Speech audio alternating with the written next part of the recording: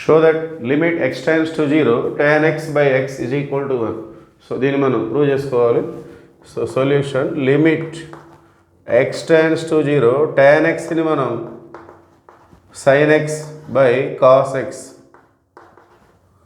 Into x ఈ విధంగా split చేసుకుందాం.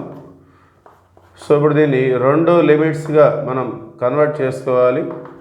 సో సైన్ ఫంక్షన్ ఉంది కాబట్టి దాని కింద మనకి x అనేది కావాలి. సో ఇదొక standard limit.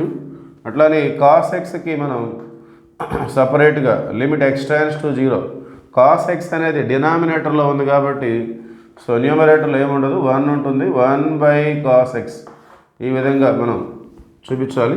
So limit sign X by x tends to 0 అంటే ఇది standard limit 1. Okay, X coefficient 1 కాబట్టి 1. సో ఇక్కడ 1 బై ఇక్కడ మనం ఎక్స్ ప్లస్లో 0 సబ్స్టిట్యూట్ చేసుకోవడమే కాస్ 0. సో 1 బై కాస్ 0 అంటే 1. సో 1 బై 1 అంటే 1. Okay, thank you.